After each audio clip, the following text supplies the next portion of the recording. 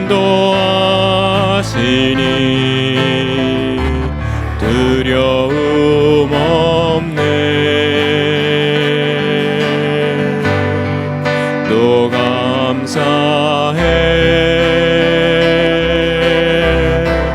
고통이 찾아올 때에 주께서 지켜주시니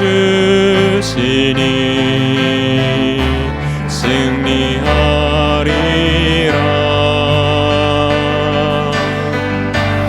나의 모든 생활 속에서 주님이 함께 하시니 주님의 성령 나를 인도하시니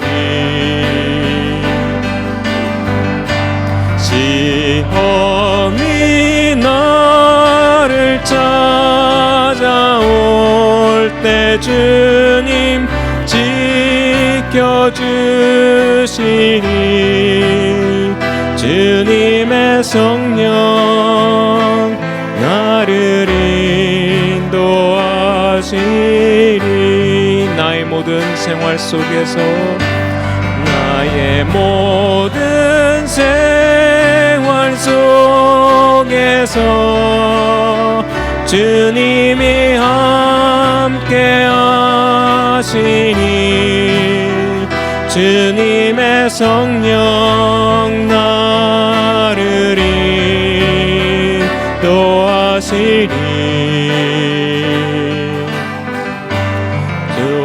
두려움이 나를 찾아올 때 주님 지켜주시니 주님의 성령 나를 인도하시니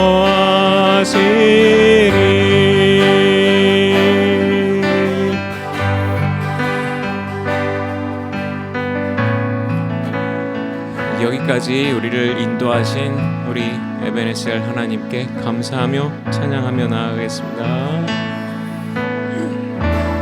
감사하신 하나님 에베네셀 하나님 살아계신 하나님 에베네셀 하나님 여기까지 인도하셨네. 감사하신 하나님 여기까지 인도하셨네. 살아계신 하나님 감사하신 하나님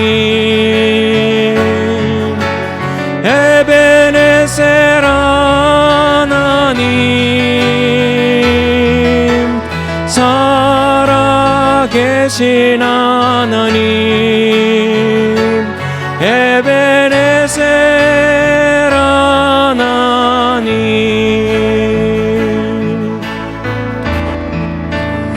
처음부터 하겠습니다. 감사하신 하나님 에베네셀 하나님 살아계신 하나님 에베네셀 하나님 여기까지 인도하셨네. 감사하신 하나님 여기까지 인도하셨네. 살아계신 하나님 감사하신 하나님, 에베네셀 하나님, 살아계신 하나님, 에베네셀 하나님, 장래도 인도하시리, 장래에도 인도하시리. 감사하신 하나님, 장래에도 인도하시리. 살아계신 하나님, 감사하신 하나님, 에베네셀 하나님, 살아계신 하나님,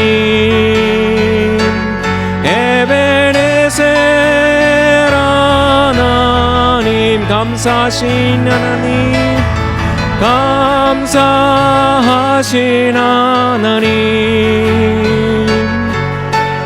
에베네셀 하나님, 살아계신 하나님, 에베네셀 하나님.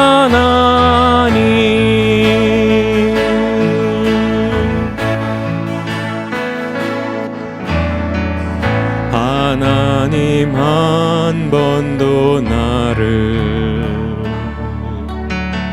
실망시킨 적 없으시고 언제나 공평과 은혜로 나를 지키셨네.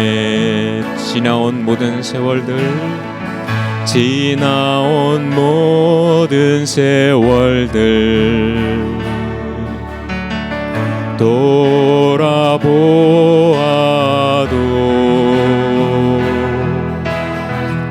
그 어느 것 하나 주의 손길 안 미친 것 전혀 없네. 오신실하신 주, 오신실하신 주, 내 너를 떠나지도 않으리라, 내 너를 버리지도 않으리라. 약속하셨던 주님, 그 약속을 지키사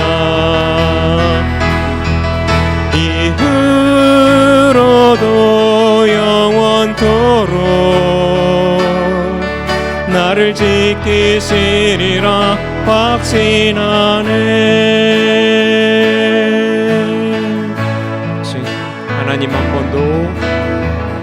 하나님 한 번도 나를 실망시킨 적 없으시고 언제나 공평과 은혜로 나를 지키셨네. 지나온 모든 세월들, 지나온 모든 세월들 돌아보아도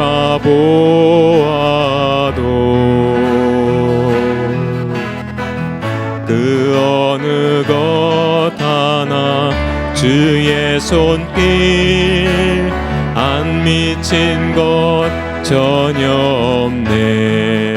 오신실하신 주, 오신실하신 주, 오 신실하신 주, 내 너를 떠나지도 않으리라. 내 너를 버리지도 않으리라. 약속하셨던 주님, 그 약속을 지키사 이후로도 영원토록 나를 지키시리라 확신하네.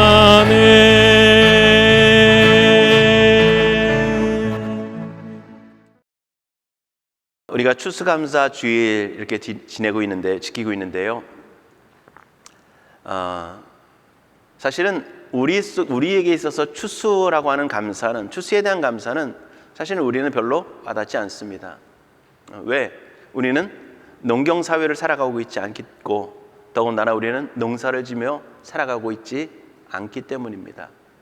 그렇기 때문에 농부가 가지는 한 해 동안의 수고에 대한 감사, 감격, 이것을 우리는 참 누리기 어렵습니다. 그런데 오늘 우리가 하나님 앞에 감사할 수 있는 모습들은 추수감사의 의미가 가진 것처럼 한 해 동안 우리를 그렇게 열매 맺을 수 있도록 인도하시고 이끄셨던 하나님의 은혜에 대한 감사를 드리는 시간이 되기를 원합니다. 자, 그런데 여러분들 보세요. 한 해 동안 수고 열심히 하고 애쓰고 노력해가지고 수확을 거둬서 많은 것들을 한순간에 거두게 되어지면 많은 것에 대한 감사가 있게 되어집니다. 거기서 오는 기쁨이 있어요. 그런데 우리는 뭐 주급을 받거나 아니면 이틀에 한번 받거나 2주에 한번 받거나 아니면 한 달에 받거나 아니면 비즈니스 하시는 분들은 매일 수입이 있거나 그것이 일정하거나 아니면 어느 정도 좀 많고 적고를 하면서 우리가 수입을 얻게 되어집니다. 그러다 보면 또한 여러 가지 삶의 속에서 누리는 큰 고통이 있을 때도 모르겠지만 또 없을 때도 많고요. 그러다 보면 오늘 우리의 삶 속에서 크게 느낄 수 있는 감사가 사실은 없을 때가 많습니다. 작은 사소한 일들이 계속되어지다 보면 그 순간순간에 작은 감사는 드릴 수 있을지 모르지만 한 해 동안의 모든 것들을 통틀어서 감사할 만한 큰 일이 없었다면, 그러한 엄청난 놀라운 일들이 경험이 없었다면 우리의 감사는 매우 작아질 것입니다.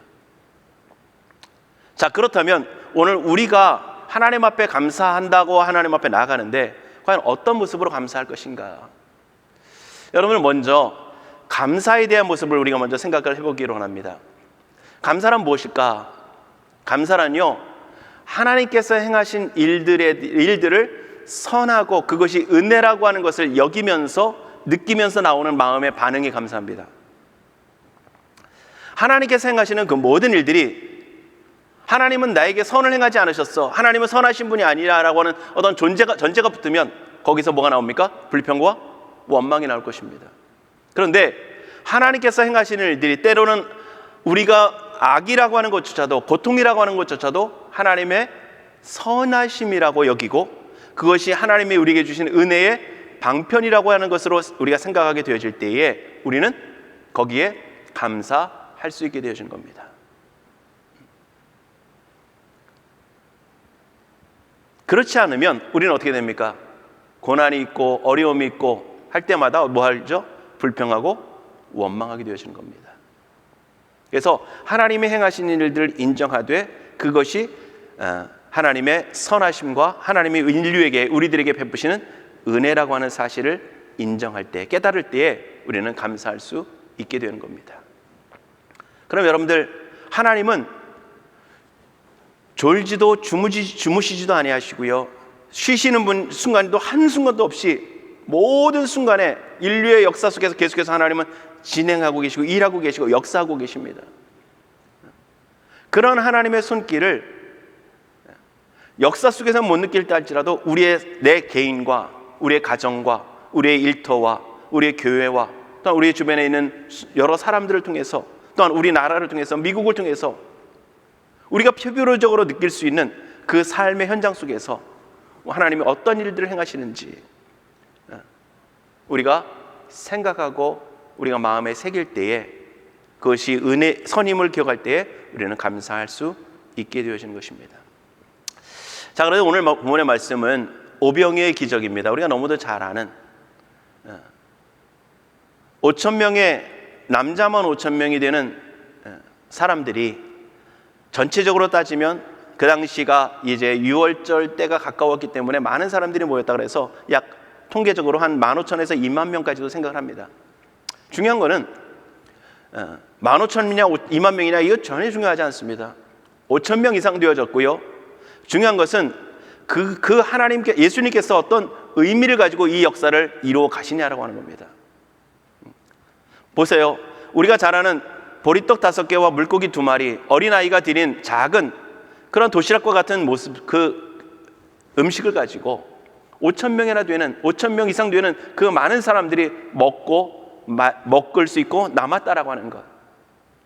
과연 그렇다면 이것이 무엇을 의미하고 있는 것일까? 무엇을 의미하고 있는 것일까? 그것을 우리가 바르게 알 때에 참된 감사를 드리게 될 수 있는 것입니다. 자, 그러면 오늘 이 반응에 의해서, 이 모습에 의해서, 이 기적을 경험하면서 일반적으로 많은 사람들이 반응하고 있는 사람들의 반응은 어떤 모습일까? 어떤 모습일까요? 자, 예수님께서 그 기적을 행하시고 그리고 이제 무리들을 다 돌려보내십니다. 자, 그리고 나서 예수님께서 무엇을 하시냐면 제자들을 먼저 바다를 강을 건너가라고 그러시고요. 그리고 예수님도 그 뒤를 따라서 걸어오십니다. 건너오세요.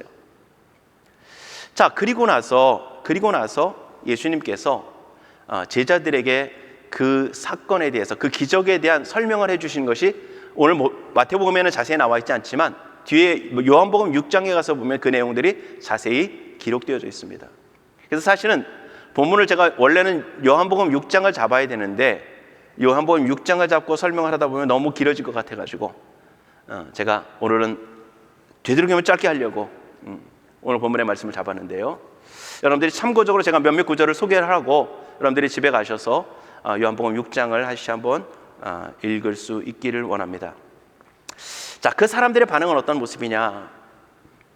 사람들의 반응은 어떤 모습이냐? 여러분들, 그 사람들의 모습은요, 예수님이 행하시는 그 기적을 보면서, 그 오병이의 기적의 역사를 보면서 사람들은 예수님을 위대한 선지자로 여깁니다. 위대한 선지자로 여겨요. 그러면서 예수님께서 이제 그곳을 떠나 다른 곳으로 가셨어도 어떻게 합니까? 그곳까지 이 사람들이 따라오기도 하고 그곳에 있는 많은 사람들에게 소문이 퍼져서 그곳에 많은 사람들이 예수님께 찾아오게 되어집니다. 자, 그리고서 그들이 하는 일들이 뭐냐?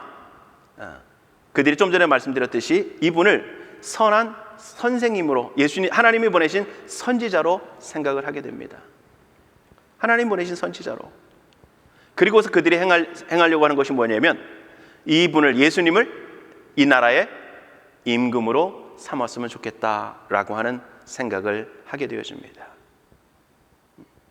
그런 생각을 하게 되어져요.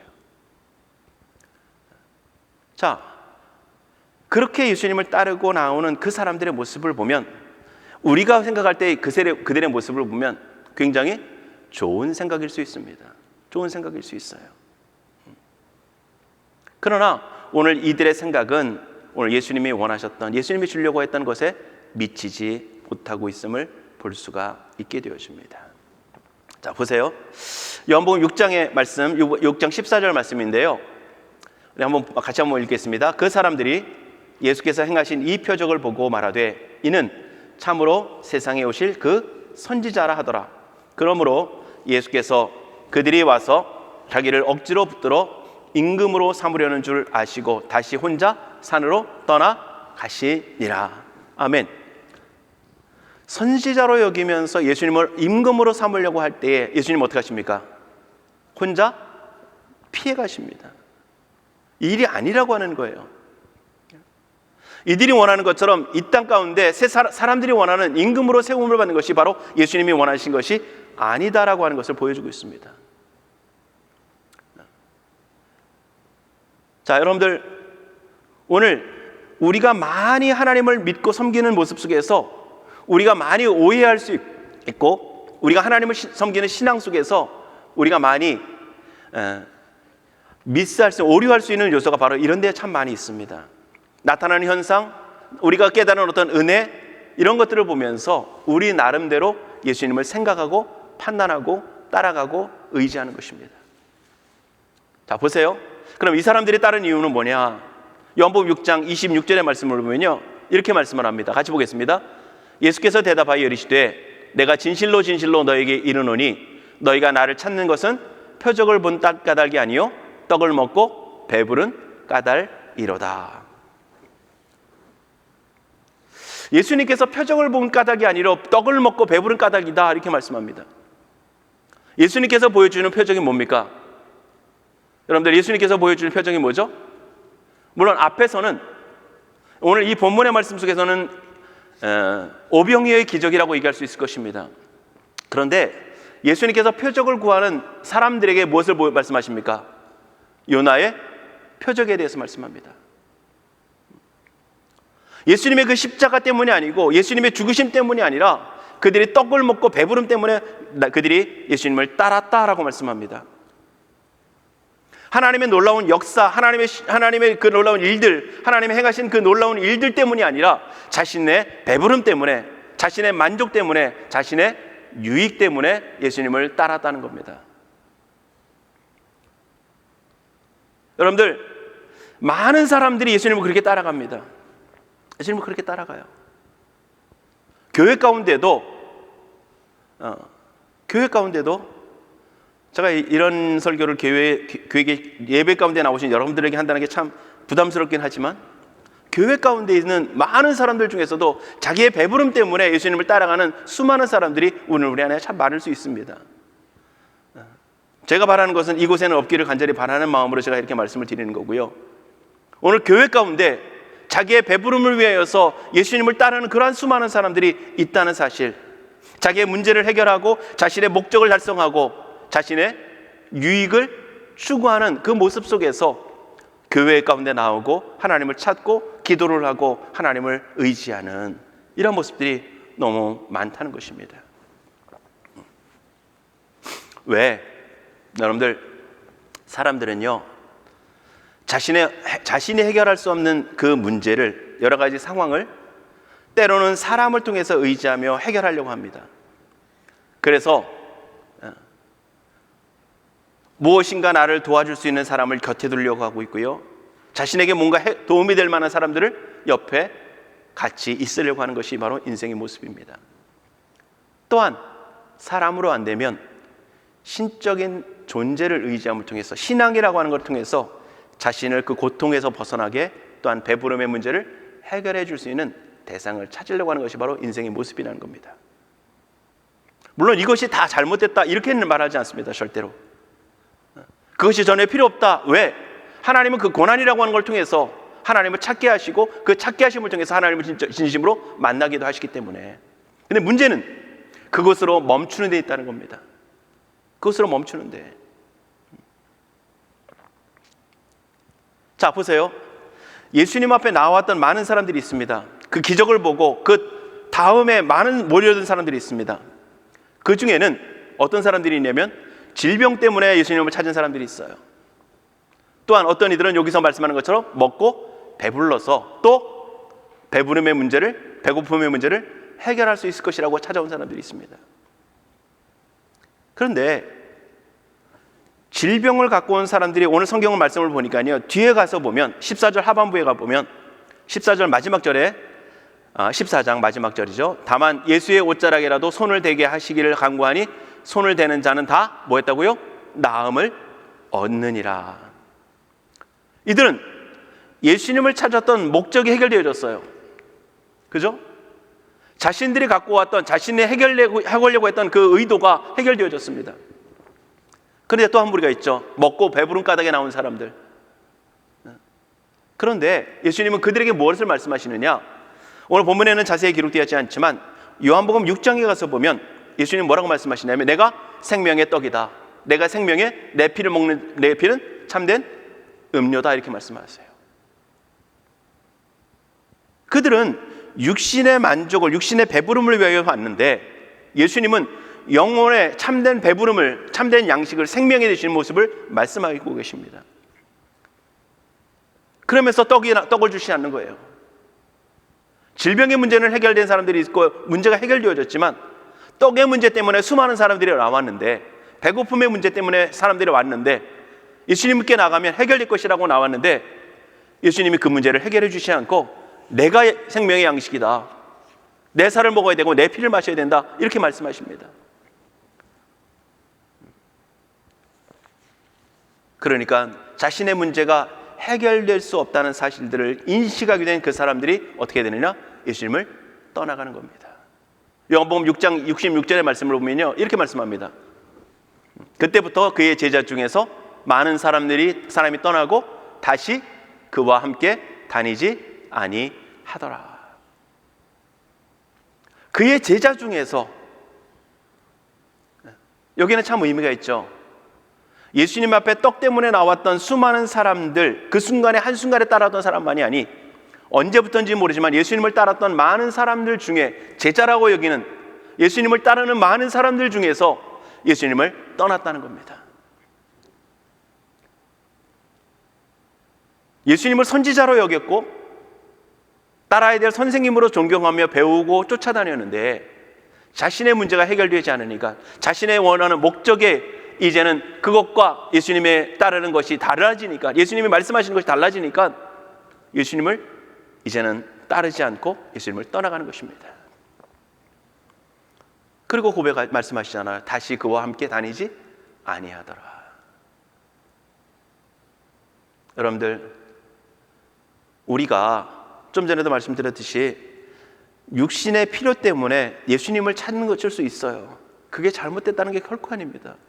왜? 하나님 그걸 사용하시니까. 그런데 그것이 해결 안 된다고, 그것의 문제가 내가 원하는 것이 이제는 해결되지 않는다고 해서, 내가 원하는 것과 하나님께서 주시려고 하는 것이 서로 다르다고 해서 하나님을 따르지 않고 예수 그리스도를 믿지 않고 하나님을 섬기지 않는 그 자리로 나갈 때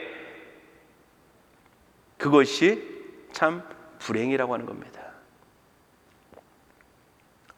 처음에는 내 고통 때문에 나왔다 할지라도 하나님의 뜻을 깨닫고 하나님의 더 귀한 것을 우리에게 주시려고 하는 것을 깨닫고, 그리고 더 귀한 것을 하나님으로부터 누리며 살아가는 것이 바로 신앙인 것입니다. 물론 처음부터 신앙이라고 하는 것을 알고 쫓아올 수 있다면 그것도 귀하겠지만, 자, 오늘 그렇게 하나님께서 우리에게 행하시기 원하시는 그것들을 우리에게 보여주시지만 자신의 목적과 다르지 않는 다른 모습을 보면서 사람들이 예수님을 떠나가는. 그런데 교회 가운데는요, 달라도 때로는 교회 가운데 머무는 사람들이 많이 있습니다. 왜? 종교성 때문에. 자, 그러면 오늘 예수님께서 왜 오병이어의 기적을 통해서 말씀하시는 걸까? 오병이어의 기적을 통해서 말씀하시는 걸까? 오늘 우리가 읽은 본문의 말씀 16절의 말씀을 보면은요, 예수께서 이르시되 갈 것 없다, 너희가 먹을 것을 주라 이렇게 말씀을 합니다. 여러분들, 예수님께서 말씀하십니다. 이 사람들이 빈들에 모여 있고 이제 도심에 들어가야만 먹을 것을 찾을 수 있고 그곳에는 먹을 것이 없어요.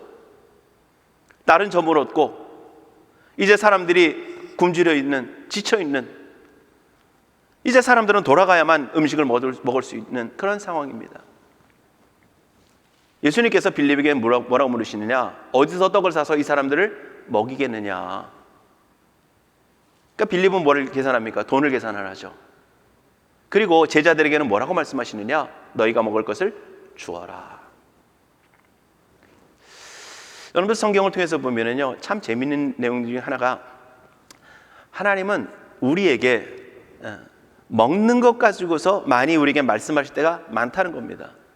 먹는 것 같고. 처음에 범죄가 뭘로부터 시작되어집니까?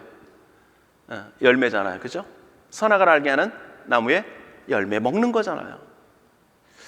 그뿐만이 아니라요, 하나님의 거룩한 나시린으로 구별할 때도 보면 삶도 말씀하실 뿐만 아니라 뭘 말씀하십니까? 먹는 것 갖고 말씀하세요. 포도주나 독주를 금하게 하시고 하는 모습들. 또한 이제는 이제 구약, 우리는 좀 자유로워지지만 구약을 통해서 보면 하나님께서 먹을 수 있는 음식과 먹지 말아야 하는 음식을 어떻게 하십니까? 구별하고 계세요. 근데 오늘 우리들에게는 또 다른 말씀처럼 보이는 말씀을 하시죠. 너희가 먹든지 마시든지 무엇을 하든지 다 하나님의 영광을 위해서 하라. 하여튼 먹는 것과 관련된 것들이 참 많아요. 오늘 여러분들, 그러면 오늘 여기서 말씀하고 있는 오병이의 기적을 통해서, 음식을 통해서 오늘 우리에게 주시려고 하는 메시지가 뭘까? 오늘 왜 오병이의 기적을 통해서 하나님께서, 예수님께서 이렇게 말씀하실까? 너에게 먹을 걸 줘라. 여러분들, 제자들은 해결 방법이 없습니다. 그래서 갖고 온 게 뭡니까? 어린아이가 갖고 있었던 보리떡 5개와 물고기 2마리, 요거밖에 없습니다. 이걸 갖고 어떻게 5,000명을 주겠습니까? 예수님, 우리 제자들과 예수님과 저희들만 먹어도 모자라는 양식입니다. 어떻게 이 사람들을 다 줄 수 있습니까? 우리는 할 수 없습니다. 오늘 예수님께서는 그들에게 무엇을 말씀하시려고 하느냐? 예수님이 참된 생명의 양식 되심을 말씀하시려고 하는 거예요. 그런데 또한 제자들에게 너희가 먹을 것을 주라, 예수님 이렇게 말씀하신다는 거예요. 오늘 우리의 삶을 통해서 바꿔본다면 예수님을 따르는 오늘 우리들에게, 저와 우리들에게, 여러분들 모두에게 너희가 먹을 것을 줘라, 이렇게 말씀하시는 거예요. 그럼 이 말씀은 뭘까? 이 말씀은 뭐냐? 너희가 단지 이 순간에 저들에게 먹을 양식을 주어라 라고 하는 의미보다는, 예수님께서 말씀하시려고 하는 그 의도는 그들을 통해서, 제자들을 통해서 복음이 전파됨을 통해서 생명의 양식 되시는 예수 그리스도를 그들에게 증거해 줌을 통해서 그들이 생명의 양식 되신 예수 그리스도를 영접하고 예수 그리스도로 말미암아 그 생명을 누리는 자로 살아가도록 그들에게 사명을 주시는 겁니다. 오늘 여러분들, 오늘 우리가 어려운 사람을 돕는 육체적인 양식을 주는 그런 것도 분명히 필요합니다. 굶주리는 사람들을 가서 도와주는 거 분명히 필요해요. 예수님이 병자들을 고치신 것처럼 병든 사람들을 위해서 기도해주고 그들을 고쳐줄 수 있고 병원이라도 약을 줘서라도 고치는 것 분명히 필요한 일들입니다. 그런데 오늘 우리가 더 감당해야 될, 더 중심적으로 감당해야 될 그것만이 아닌 진정으로 해야 될 일들은 우리가 예수 그리스도를 소개함을 통해서, 예수 그리스도를 증거함을 통해서 그들이 생명의 양식 되시는 예수 그리스도를 영접함을 통해서 생명을 얻게 하시는, 영생을 얻게 하는 그 일들, 그 사명을 우리에게 주셨다는 겁니다. 베드로나 12제자만이 아니라 우리들에게 주신 거예요. 그래서 베드로에게도 요한복음 21장에 가서 보면 부활하신 예수님이 3번이나 부인했던 베드로에게 찾아가셔서 말씀하시잖아요. 네가 나를 사랑하느냐? 물으시고 내 양을 먹이라, 내 양을 치라 말씀하십니다. 여러분들, 복음을 전하는 것은 예수 그리스도의 생명을 그들에게 증거함을 통해서, 그들에게 나눠주심을 통해서 그들이 생명을 얻는 자리로 나오도록 하는 것입니다. 단지 교회 숫자 채우는 게 아니라 오늘 예수 그리스도로 말미암아 생명을 얻게 하는 그 사명을 주신 거예요. 그리고 예수님께서 부활하시면서 마지막 제자들에게도 말씀하시잖아요. 너희는 땅끝까지 이르러 내 증인이 되라 말씀합니다. 예수 증인 되어지는 것, 그것이 바로 그들에게 먹을 것을, 생명 되신 예수 그리스도를 나눠주는 것이라는 겁니다. 자, 그렇다면 오늘 예수님께서 이 기적을 행하신 후에, 오늘 첫 번째는 그들에게 베푸신 오병이의 기적을 통해서 너희가 먹을 것을 주라는 것 통해서 제자들에게 그 일들을 행하라 것을 말씀해 주시고요.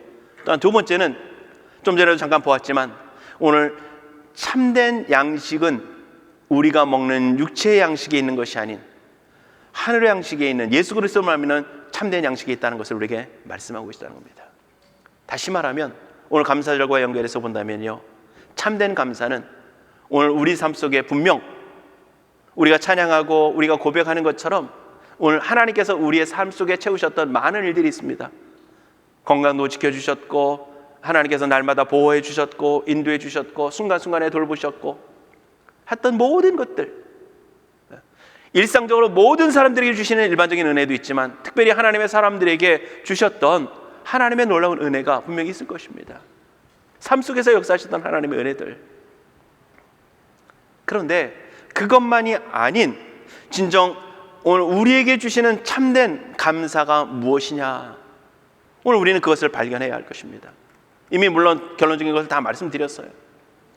오늘 그런데 그것을 예수님이 뭐라고 말씀하시느냐, 요한복음 6장 32절과 33절의 말씀을 보면은요, 이렇게 말씀을 합니다. 함께 보겠습니다. 예수께서 이르시되 내가 진실로 진실로 너에게 이르노니 모세가 너에게 하늘로부터 준 떡을 준 것이 아니요 내 아버지께서 너에게 하늘로부터 참떡을 주시나니 하나님의 떡은 하늘에서 내려 세상에 생명을 주는 것이니라. 아멘. 모세를 통해서 이제 거기 내용에 보면 모세는 우리에게 떡을 줬는데 당신은 뭘 주겠습니까? 이런 질문이 나옵니다. 그랬더니 예수님 말씀하신 거예요. 모세가 떡을 준 게 아니라 누가 줬다고요? 하나님이 주셨다. 만나를 주셨다.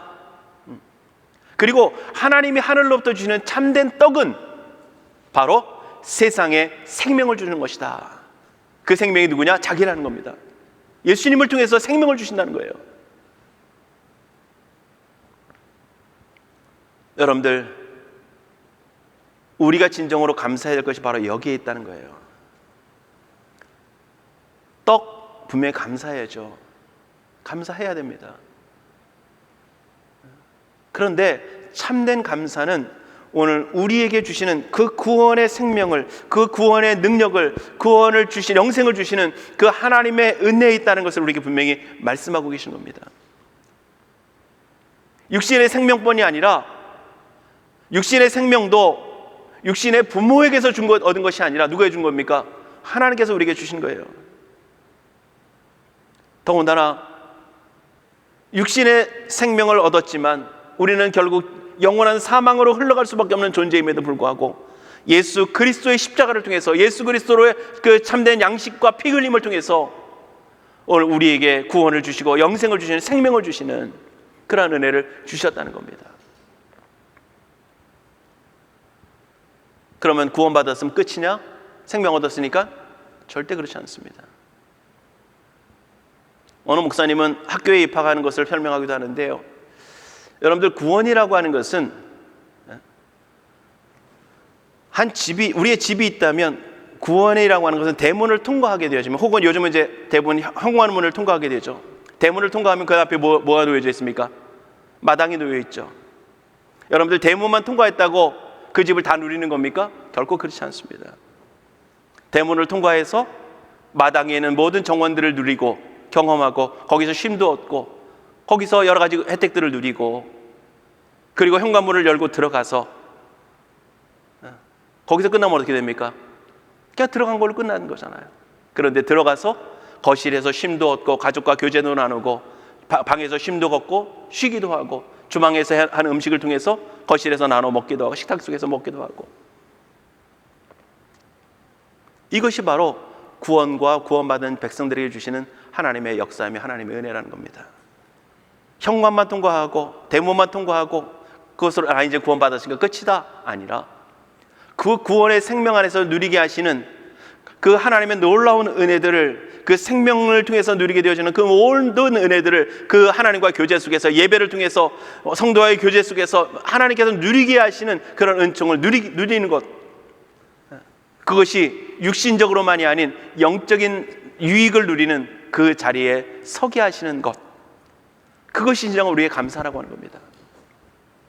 그러니까요, 진정한 하나님의 영적인 감사는 하나님께서 오늘 우리에게 생명을 주셨음을 감사합니다라고 하는 고백도 있지만, 그것이 전제가 되어지면서 그것이 가장 온전한 감사인 동시에 그 영적인 교제를 누구와 하나님의 사람들과 나누게 하시는 그 이 자리가, 예배의 자리가, 성도의 교제의 자리가 우리에게 가장 값지고 감사한 자리라고 하는 겁니다.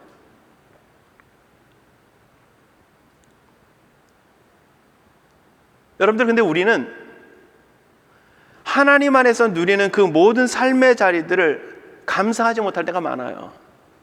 여러분들, 가족들도 보면 우리가 많이 쓰는 말 있죠. 원하고 수호라는 거. 가족이 때로는 원수처럼 느껴질 때가, 여러분들 표정 보니까 없으실 것 같아가지고 제가 갑자기 주저하게 되는데, 그렇게 사랑했던 가족도 때로는 나를 힘들게 하고 내가 힘들면 불편하게 느낄 수 있는 것이 바로 우리의 모습이라는 거죠. 그러나 그것을 끊어낼 수 없는 것이고요, 육신적으로 호적에서 파낸다 할지라도 그것은 절대적으로 떨어져 나갈 수 없는 관계라고 하는 겁니다. 여러분들, 오늘 우리는 하나님 안에서, 하나님이 예수 그리스도라고 하는 그 생명 안에서 예수 그리스도의 그 생명으로 우리를 하나 되게 하신 하나님의 백성이며 하나님의 공동체라고 하는 겁니다. 그것이 때로는 내 자녀가, 내 남편이, 내 아내가 우리를 힘들게 하고 고통스럽게 하고 아프게 해도 그들을 위해서 우리가 희생하고 섬기는 것처럼, 그러한 공동체로 하나님께서 우리를 불러주셨고 모으신 것이 바로 하나님의 교회예요. 그 가장 핵심적인 것이 바로 예배이고요. 그래서 예배는 진정 하나님의 놀라운 역사를 경험하고 하나님의 놀라운 은혜 속에서의 그 영적인 사귐을 가지는 그 공동체가 바로 교회이며 예배인 것입니다. 오늘 그러한 기쁨을 하나님 안에서 누릴 수 있기를 원합니다. 누가복음 10장에 보면 예수님께서 70명의 사람들을 전도로 파송하십니다. 2명, 3명씩. 그러면서 그들에게 귀신을 쫓아내는 권세를 주시고요, 병든 자를 고칠 수 있는 능력을 주셨습니다. 그들이 나가서 귀신도 쫓아내고 병든 사람도 고쳤습니다. 그리고서 그들이 기쁨으로 돌아옵니다. 주님, 우리가 이런 일들을 했습니다. 예수님께서 뭐라고 말씀합니까? 너희가 기뻐할 것은 귀신이 항복하는 것이 아니라 너희의 이름이 하늘에 기록된 것으로 기뻐하라, 이렇게 말씀합니다. 여러분들, 현상도 기쁘지 않다라고 하는 말씀이 아니라는 겁니다. 보다 근본적인 기쁨을 우리가 누릴 수 있어야 되는 것을 말씀하고 있는 겁니다. 여러분들, 누가복음 12장에서 보면요, 한 부자에 대한 비유가 나옵니다. 그가 풍년으로 인하여서 많은 수확을 얻게 됩니다. 그래서 이 사람이 뭘 하냐면, 비유에서 보면 곡간을 짓습니다. 더 큰 곡간을 지어요. 넉넉하게 쌓을 곡간을 짓고요, 거기에 곡식과 많은 물건들을 쌓아놓습니다. 그리고 그가 고백합니다. 내가 이제는 많은 것을 쌓아놨으니까 여러 해 동안 쓸 물건이 많이 쌓아두니까 이제는 평안히 쉬고 먹고 즐거워할 것이다. 근데 결론이 뭐냐면, 하나님이 이르시되 어리석은 자여, 오늘 밤에 내 영혼을 도로 찾으리니 그러면 내 준비한 것이 누구의 것이 되겠느냐. 우리는 자꾸 유한한 것에, 제한적인 것에 자꾸 기쁨을 두고 만족을 두며 살아가려고 한다는 겁니다. 그런데 참된 기쁨은 거기에 있지 않고 하나님이 주신 생명의 능력 안에 있고, 그 생명의 능력을 하나님 안에서 나눔에 있다는 사실을 우리에게 말씀해 주고 있습니다. 그럼 마지막으로 여러분들, 오늘 우리는 어떻게 무엇을 추구하고 있는가? 오늘 우리는 무엇을 추구하고 있는가요? 예수님 앞에 찾아왔던 한 부자 청년이 있죠. 관원이면서 부자인 청년. 그 청년이 예수님을 찾아올 때 이런 고백을 합니다. 질문을 합니다. 예수님, 선생님, 내가 무엇을 하여야 영생을 얻을 수 있습니까? 무슨 문제 갖고 찾아왔습니까? 어떻게 하면 돈 많이 벌까요가 아니고요, 어떻게 하면 내 병이 고침받습니까? 이런 문제도 아니었습니다. 그의 문제는 영생이었습니다. 그의 고민은 구원에 대한, 영생에 대한 소망이, 그 문제가, 그 갈증이 있어서 그는 예수님을 찾아왔습니다. 그런데 우리가 너무 잘 알잖아요. 그가 왜 한탄하며 근심하며 돌아갑니까? 물질 때문에. 영생의 문제를 갖고 찾아왔는데 그는 육신의 문제로 인하여서, 그 배부름의 문제를 때문에, 물질 문제 때문에 영생 문제를 포기하고 내려놓고 그는 돌아갔다는 거예요. 근데 또 한 사람, 우물가에 있었던 여인, 사마리아 여인, 그가 우물가를 찾은 이유가 무엇이었습니까? 물길로 왔잖아요. 예수님 만나러 온 것도 아니고요. 그냥 일상의 삶 속에서 자기의 삶의 문제, 목마름의 문제, 일상에 쓸 물을 떠가기 위해서 왔습니다. 예수님을 만났을 때에도 내가 여기 우물물에, 예수님께서 그 자신이 주는 물을 말씀하시니까 이 여인이 얘기하죠. 내가 그 물을 나에게 줘서 내가 여기에 수고로이 우물물에 물 들어오는 일이 없도록 해주십시오. 육신의 물로 얘기합니다. 그런데 예수님께서 자신의 메시아 되심을 말씀하시고 참된 구원자 되심을, 예수님의 그 은혜를 통해서 목마름이 해결될 것이라, 영적인 목마름이 해결될 것이라는 것을 말씀하십니다. 여러분들, 이 여인이 우물가에 그냥 일상의 삶 속에서 물길로 왔고 예수님을 만났어도 영적인 것을 구하지 못했음에도 불구하고 그 여인이 참되게 찾은 것은, 참되게 만난 것은 자신의 영적인 목마름을 해결해 줄 수 있는 예수 그리스도를 만난 것입니다. 오늘 여러분들, 영적인 문제로 나왔다 육신의 문제로 고민하며 가지 않기를 원하고요. 하나님 앞에 진정때가 때로는 우리의 문제 때문에 우리의 삶의 현실 속에서 하나님 앞에 나왔다 할지라도 그 속에서 하나님을 참되게 경험함을 통해서 하나님이 우리에게 주려고 하는 더 값진, 육신의 것이 아닌, 육신의 것만이 아닌 더 값진 하나님의 것들을 누릴 수 있는 은혜가 있기를 주님으로 축복합니다. 그게 교회예요. 그게 예배고요. 그게 우리가 해야 될, 하나님 앞에 사모해야 될 일들인 것입니다. 모르고 찾아왔다면 우리는 우물가의 여인처럼 될 수 있습니다. 그런데 늘 말씀드리지만 우리는 한두 해 예수 믿는 게 아니잖아요. 여러분들 10년 이상 지나면 뭐라 그러는지 아세요? 장인이라고 그러더라고요. 예수 믿는데 장인들입니다. 여러분들, 예수 믿는데 장인들이에요. 신앙생활의 장인들입니다. 무슨 얘기냐면요, 그만큼 우리는 하나님의 말씀 들었고 하나님의 말씀 읽었고 하나님 앞에 예배를 수없이 드렸다는 겁니다. 여인처럼 모르고서 하나님 앞에 나가는 것은 초신자일지 모르지만 오늘 우리는 하나님의 선하신 것을, 하나님의 참된 가치 있는 것들을, 하나님께서 오늘 우리에게 진정으로 주시려고 하는 것들, 오늘 우리에게 더 넘치는 감사가 있기를 원하시는 그것들을 누리며 하나님 앞에 나갈 수 있기를 주님으로 축복합니다. 우리의 삶 속에 분명히 하나님의 도우심이 필요합니다.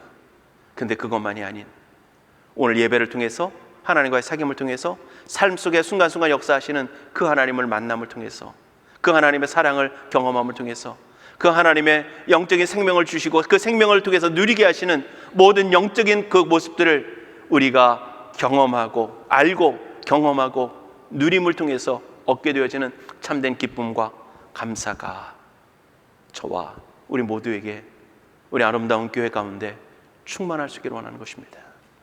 오늘 그러한 기쁨으로, 그러한 감사로 우리가 나갈 수 있기를 주님의 이름으로 축복합니다.